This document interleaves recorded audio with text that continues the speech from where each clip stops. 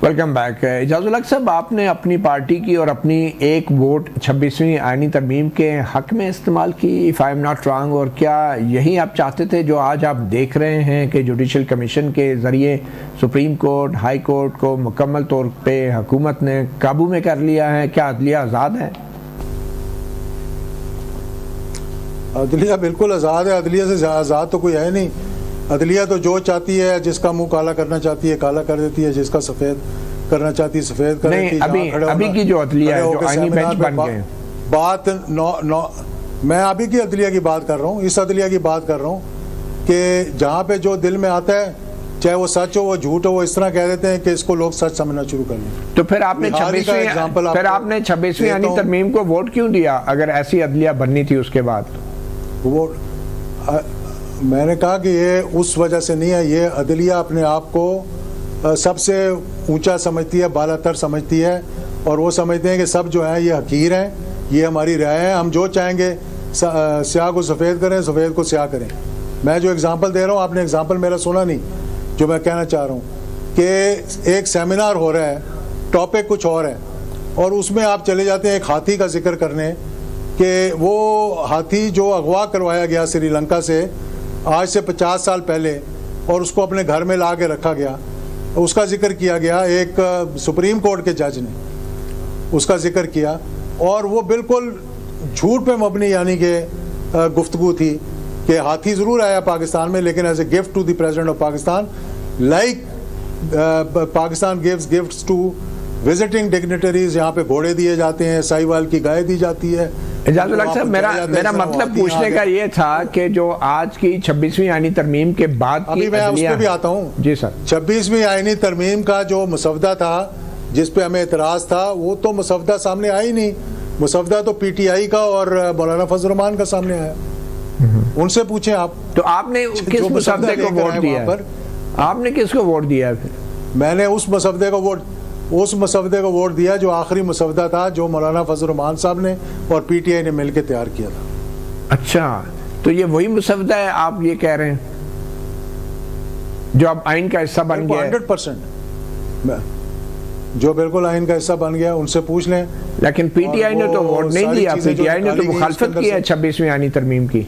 Vote मुखालफत तो वो तो हुक्म मिला था ना उनको कि आप मुखालफत कर दो। वहाँ तो बैठकर रात को 2-2 बजे 3-3 बजे फजल रहमान साहब के, मैं तो नहीं मीटिंग कर रहा था जाके, बिलावल साहब थे या PTI थी, वो निकलते थे और वो अंदर जाते थे। अच्छा सर, ये बताएं कि इमरान खान साहब आपके नज़दीक जेल से जल्द रिहा हो जाएंगे? बिल्कुल हो जाएंगे, जिस दिन वो अपना ज़हन बनाएंगे कि अब वक्त आ गया है कि मैं पाकिस्तान के बारे में सोचूं और पाकिस्तान की बेहतरी की और पाकिस्तान की। मसलन वो ऐसा क्या करें? बाहर आ जाएंगे। वो ऐसा क्या करें कि वो बाहर आ सकते हैं? मसलन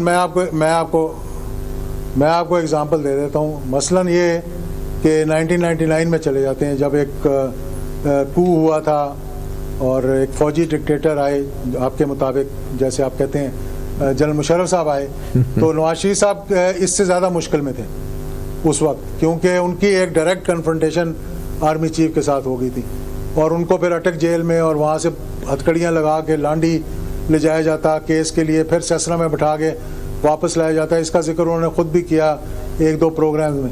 2-3 उनको अपॉर्चुनिटीज़ मिली बीच में उस 2 साल या 1.5 साल के पीरियड में, जहाँ पर वो बातचीत कर सकते थे। यहाँ तक कि असम्बलियाँ बहाल होने की भी बात करके मैंने परवेज़ मुशर्रफ साहब को मना लिया था कि मुस्लिम लीग में से किसी को प्राइम मिनिस्टर बना देते हैं, लेकिन वो नहीं माने। लेकिन जिस दिन उन्होंने कहा कि नहीं अब वक्त आ गया है, तो महीने के अंदर अंदर वो बाहर थे। अब वो जो जिस तरह वो बाहर गए थे, ये उनका ज़हन था जब उन्होंने बना लिया था।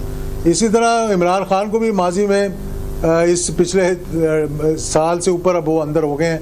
1-2-3 अपॉर्चुनिटीज़ आई उनके पास, पहली लॉन्ग मार्च के बाद, 24 अक्टूबर से पहले और पहली लॉन्ग मार्च से पहले, लेकिन उन्होंने नहीं अवेल की उनको।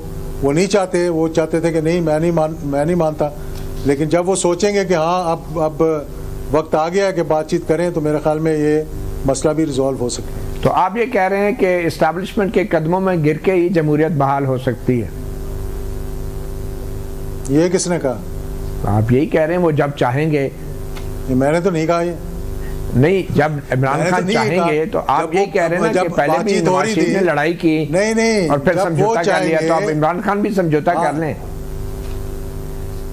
यार देखें, उस वक्त मार्शल लॉ था मुल्क में, आज तो मार्शल लॉ नहीं है। जो गुफ्तगू हो रही थी, जो बातचीत हो रही थी, जो टॉक्स हो रही थी, वो कोई एस्टेब्लिशमेंट तो नहीं कर रही थी। तो आप ये नहीं मानते, आप ये नहीं मानते कि इस वक्त मुल्क में गैर एलानिया मार्शल लॉ नाफिज है? आप नहीं मानते इस बात को?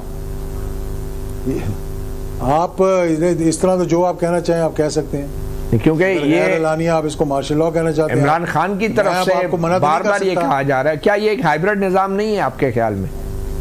ये हाइब्रिड निजाम नहीं है? देखें, पाकिस्तान की तारीख में जिस निज़ाम को भी आप हाथ लगाएंगे ना, हाइब्रिड ही निकलेगा। चाहे 88 वाले को लगाएं, चाहे 90 वाले को, चाहे 93 वाले को, हर कोई हाइब्रिड ही होगा। या 2024 के 2018 वाला भी, 2018 वाला इलेक्शन भी RTS के जरिए हुए थे और वो भी हाइब्रिड थे। ठीक, वहाँ से लेकर 2014 से लेकर पनामा तक और पनामा से लेकर 2018 तक इलेक्शन, ये सारा हाइब्रिड निज़ाम था जिसको चलाने के लिए 10, 11, 12, 13, 14, 15, 16, 17, 18 9 साल लगे थे। तो आपके ख्याल में हाइब्रिड निज़ाम कामयाब निज़ाम है? हाइब्रिड निज़ाम कामयाब है? ये मैं तो नहीं समझता। कामयाब निज़ाम जब तक है, जब तक के सियासतदान खुद नहीं समझेंगे कि हमने क्या निज़ाम लेकर आना है। जब ये एक तरफ एक दूसरे से हाथ मिला के चार्टर ऑफ डेमोक्रेसी करेंगे और वही चार्टर ऑफ डेमोक्रेसी कराने वाले जब स्याही सूखने से पहले मार्शल लॉ एडमिनिस्ट्रेटर के साथ बैठकर अपनी NRO करवा रहे होंगे, तो फिर कैसे हाइब्रिड निज़ाम नहीं चलेगा इस मुल्क? चलें एजाज साहब, इनको तो छोड़ें, आखिर में ये बताते जाएं कि आपको जमहूरियत से मोहब्बत है या नफरत है? मुझे बहुत मोहब्बत है जमहूरियत से, इसलिए तो मैं इलेक्शन लड़ता हूँ। Love you sir. आसान काम तो नहीं है। Love you sir. लोगों की मिन्नतें करना। बहुत शुक्रिया। Thank you so much. सहाफ़ी प्रोग्राम से इतना ही, इजाज़त दीजिए, अल्लाह हाफ़िज़। नवंबर की 3 तारीख तक जिस दिन गोली चली और इनको गोली लगी, उस दिन तक मैं कोशिश करता रहा कि इनके और इस्टेब्लिशमेंट की जो है मामला ठीक हो जाएं, और उसकी वजह से मुझे 3 महीने जिला वतनी एक किस्म का सेल्फ एग्जाइल में जाना पड़ा।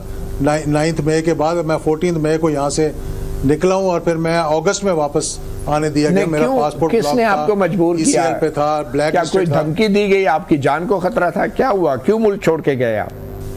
नहीं, जान को खतरा नहीं था। हमारे पे केसेस बने, हमारे पे FIR कटी, मेरे पे FIA का केस, मैं अब मेरा पिछले साल 21 जून को ख़त्म हुआ है, अभी इस साल 21 जून को लास्ट ईयर केस ख़त्म हुआ है, जो 1.5 साल तक मैं लड़ता रहा, जिसकी वजह से मुझे ECL पे डाला गया था, मुझे ब्लैक लिस्ट किया गया था, और पॉलिटिकल एफिलिएशन की वजह से ऑब्वियसली कि वो केस बना, और वो जाके बाद में 6 पेशियाँ जो हैं वो हाई कोर्ट में, भावलपुर में, और फिर उनके दफ्तरों में भुगतने के बाद वो केस खत्म हुआ। लेकिन आपने तो इमरान खान की पार्टी में अपनी पार्टी को जब्त करने का शायद ऐलान भी किया था, और फिर उसके बाद जरा सी मुश्किल पेश आई तो आपने एकदम से छोड़ दिया। नहीं, ये बिल्कुल यही देखें ना, यही तो गलत बातें हैं जो बाहर निकल जाती हैं। मैंने उस वक्त बाहर निकल के जो पहली बात की थी, और खान साहब को भी यही कहा था, और खान साहब इधर ही मौजूद हैं, कहीं गए नहीं अभी, उनको ये कहा था कि हम मिलकर as a coalition, like MMA, like other coalitions election लड़ेंगे, और हो सकता है कि एक सिंबल पे लड़ें, और हो सकता है कि आपके सिंबल पे लड़ लें, लेकिन जमात मेरी जो है वो अपनी रहेगी और आपकी अपनी रहेगी। And he agreed on that point. हाँ, वो एक जज्बाती सा शख्स आया था अंदर, जब खान साहब ने उसे कहा एजाज साहब को मुबारक दो, तो उसने कोने से झंडा उठा के तो मेरे गले में डाल दिया, तो सब ने कहा जी ये PTI में शामिल हो गए। उसके बाद फिर चिश्तिया का जलसा हुआ, जो सबसे बड़ा जलसा था, वो इलेक्शन हमने खुद लड़ा उनके लिए, और वो इलेक्शन जीता वहाँ पर, और ख़ुद खान साहब ने कहा कि सबसे बड़ा जलसा और सबसे चार्ज जलसा जो मैंने किया वो चिश्तिया का जलसा था, जो हम लोगों ने करवाया था वहाँ। बहरहाल फिर आपके रास्ते जुदा क्यों हो गए? नहीं, रास्ते देखें, रास्ते अब मुझे ये बताएं ना कि रास्ते जुदा इसलिए हुए कि मैंने ये आपको बताया ना कि ये जो जंग है, ये सियासी जंग नहीं है, ये ज़ाती है। अब उस ज़ाती जंग में आप अपनी पार्टी को भी फंसवाएं, उनको सजाएं भी दिलवाएं कि भाई आपने इसलिए कि आपको, नवाज शरीफ साहब के साथ भी यही हुआ था जब वो अटक जेल में थे, उनको भी बड़ा गुस्सा था इस बात पे, जिस बात पे अभी खान साहब को गुस्सा है। He will come around also eventually. तो इसलिए मैं ये कह रहा हूँ कि ये जो जहाँ पर आप देखें कि आपके मुल्क को नुकसान हो रहा है, जहाँ पर इतनी यहाँ पर दहशतगर्दी है, जहाँ पर इकोनॉमिक मसाइल हैं, वहाँ पर ऑन सर्टन इश्यूज, लेकिन जैसे आज फॉर एग्जांपल कि कश्मीर पे एक रेजोल्यूशन आई है जहाँ पे मैं समझता हूँ कि सारी जमातों को ऑन पेज होना चाहिए, लेकिन वहाँ कश्मीर के मामले में भी आपने पॉलिटिकल बहस शुरू कर दी, यानी इसको मुतनाज़ बनाया। तो हिंदुस्तान में और दीगर बाहर के मुल्कों में लोग देखकर हंस रहे होंगे कि यार ये देखो ये क्या कर रहे हैं आपस में। तो चंद एक इश्यूज ऐसे हैं पाकिस्तान के, जैसे कि न्यूक्लियर इशू है, कश्मीर का इशू है, सिक्योरिटी के इश्यूज हैं, इस पे सबको एक पेज पे होना चाहिए। जी हाँ, ये वो इश्यूज हैं, लड़ाई झगड़े के, ये वो इश्यूज हैं जिनकी बुनियाद पे इन 3 इश्यूज के ऊपर सियासत भी की जाती है और फिर सियासी मुदाखलत भी की जाती है। तो ये इशू सियासी तौर पे तो बड़े हॉट इशू रहते हैं। एक छोटी सी ब्रेक लेंगे और ब्रेक के बाद हमारे साथ मौजूद हैं रुकन कौमी असम्बली सरबराह मुस्लिम लीग जनाब एजाजुल हक।